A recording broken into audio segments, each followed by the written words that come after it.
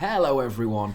The mid-season tournament's first weekend has just concluded. We have been casting the entire weekend, and I don't know about you, but I had a wonderful time. Me too. It was lovely. It really was. It was great fun.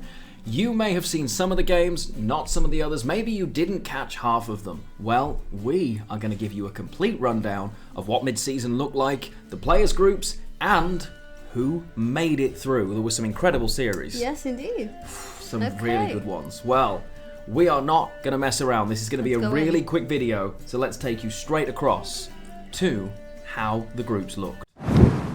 So we had 4 groups. Each group was doing kind of its own thing. So are you going to take us through who was in the group, or shall I start? You can start. Okay, so Group A was Mayamon, Joe, Holdir, and Psycho Kid. That's right, and then Group B had Lerio2, Cams134, DG_GameIP, and Kaneki Yamori. You might know DG_GameIP as Mystical. You might indeed. Group C was Magpie131, Puzzle Express, Kerpenton96, and Liu M. That's right, and the final group, big group, DLG Pireball, former world champion, Spelling Bee, current world champion, Carlito's Way, and last year's runner-up, Danarai. They were the 4 groups. Now, from each group, you had got 2 players were going to go through, and 2 players were going to go home. And where are they going through? So they are going to go through to the second stage of the mid-season tournament. You can see there were 16 players in, but typical Gwent tournaments that we're used to only have 8. Well, they now have qualified to next weekend. That is, those top 8 players are going to go through to a standard format, much like Gwent Opens of the past. They are going through to next weekend, and that will be cast live on CD Projekt Red's Twitch channel. So this weekend, the whole point was to figure out who these 8 people are. And we're now going to have a look at who qualified from each group to the next weekend. We are indeed. We are going to show you this is how things went in Group A. So Group A, the first game was Holdir versus Mayamon, and Mayamon lost 3-2 to Holdir. Therefore, Holdir making to winner's bracket, and Mayamon to loser's bracket. That's right. The second game that happened was Psycho Kid versus Joe.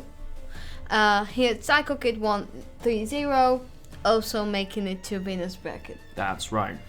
The winner's bracket is very important because then Holdir and Psycho Kid faced each other, and Holdir won 3-1, therefore qualifying or advancing into the next weekend. That's right. That moved Psycho Kid into the tiebreaker, where they faced Mayamon, the winner of the losers bracket. That's right. From that, Mayamon took it home 3-0 and is the second player qualifying from Group A. That's right. So Holdir and Mayamon, your first 2 players for mid-season, Psycho Kid and Joe heading home.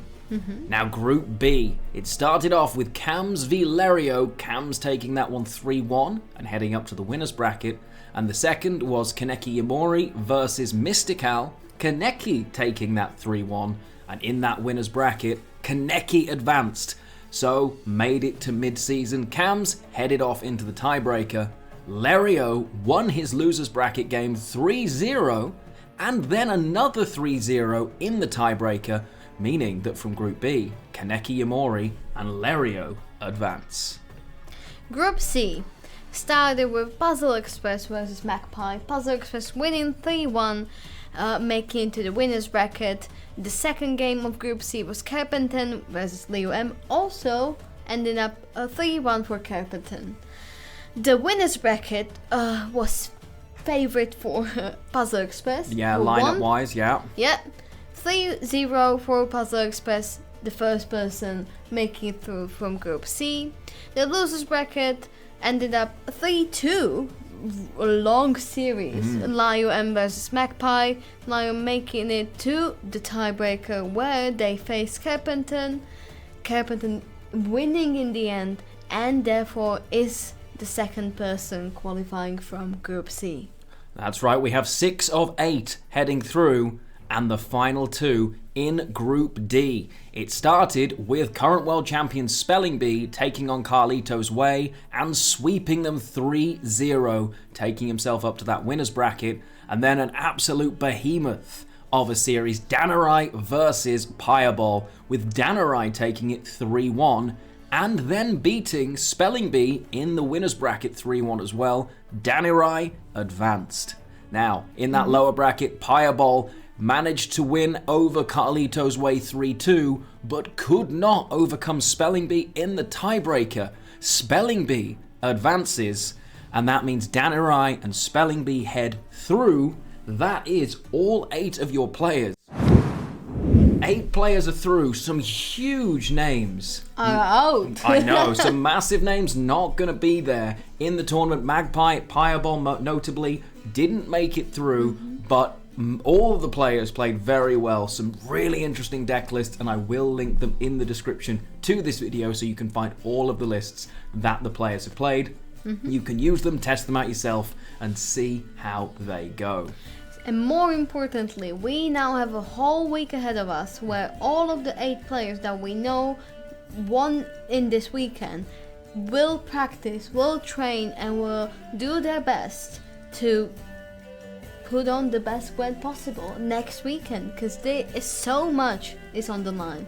The one and the first guaranteed place in Gwent Masters is the main prize next weekend.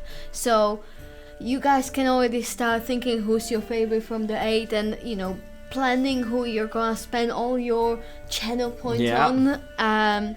We are definitely going to be doing that. If you're craving to see how the series went till today, because some of them are real nail biters, I know our series will be available on your channel. Yeah, they'll be up on YouTube. You'll be able to check them. They're also available in the VODs of the respected casters as well on Twitch. Some of them had already uploaded them on YouTube, so you can look that up.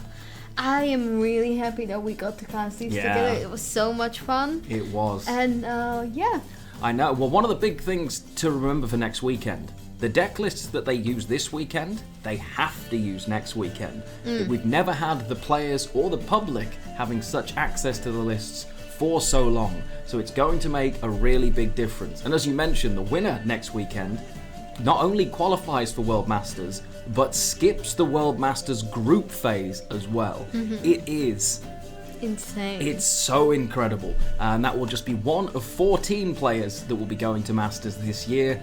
But, well, we know it could be one of 8. But one more thing, they not only take the guaranteed place, they also take a cash prize home. They do. Isn't that true? They do take a tasty cash prize home, and one that you can actually help. So, the way you can help is by purchasing either the board or the card back that you now see on the screen. You can buy them in the Shoop shop and therefore support the prize pool that is for the esports. You can buy them up until Friday. The 30th, that's right. And, you know, enjoy it because these cosmetics are beautiful and you are supporting the esports, which is something that we all enjoy about Gwent. So. We do indeed, and upping those prize bundles makes it even more attractive, which you absolutely love. A $20,000 base prize pool, but as you mentioned, 50% of the proceeds of those, not profit, proceeds, will go towards enhancing that prize pool, which we love.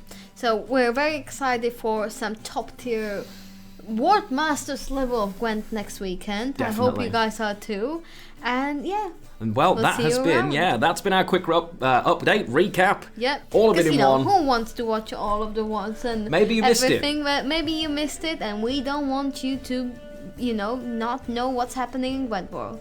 Well, thank you very much. You can catch me on twitch.tv/Lionheart. And catch me online on twitch.tv/GhostAria. We're both linked below. Thanks for joining us as always, and we will see you very soon. Bye. Bye.